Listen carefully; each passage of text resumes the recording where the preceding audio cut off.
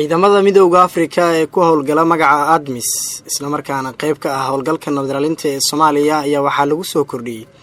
tiro kale oo saraakiil ah kuwa oo qayb ka noqon doona howlgalka 160 sarkaal oo ka tirsan qaybta booliska Nigeria kuwaas oo taageer siin doona booliska Soomaaliya si waafaqsan qorshaha kala guurka ee Soomaaliya ayaa soo gaaray magaalada caasimadda ee Muqdisho. ciidankan ayaa waxa ay bedeli doonaan kuwa kale oo loo yaqaanay ciidanka qaybta 10aad kuwaas oo dhawaan ku laabtay Nigeria kadib markii ay soo gabagabeeyeen socdaal shaqo ay ku taageerayeen sugidda amniga intii lagu guda jiray doorashooyinkii baarlamaanka iyo tii madaxweynaha oo dhacday 15 bishii May ee sanadkan. sida ku cad qaraarka golaha ammaanka ee qaramada midoobay qaybta booliska ee ADMIS waxa ay yeelan doontaa 140 shaqaale oo ay ku jiraan 5 unug oo boolis ah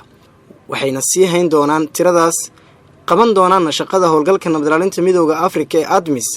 ilaa bisha December sanada 2024. saraakiishan waa kuwa si fiican u tababaran aqoon ahaan diyaarsan waxay gudan doonaan waajibaadkii loo igmaday mana fashilin doonaan dalkooda iyo midowga Afrika ayuu yiri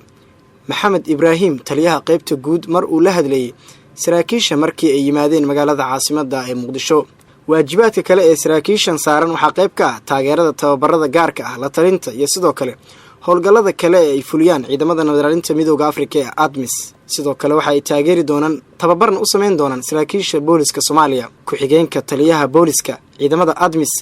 Felix Jonah oo hogaaminayay saraakiisha soo gaartay magaalada Muqdisho ayaa shaaca ka qaaday inay diyaar u yihiin in ciidamada ADMIS ay qaataan doorkooda sharciga iyo kala dambeynta sidoo kalena ay qayb ka noqdaan howlgalka nabadilaalinta midowga Afrika ee ADMIS. tani waa unugii 11aad ee booliska Nigeria kuwaasi oo loo soo diro Soomaaliya tan iyo sanadii 2012.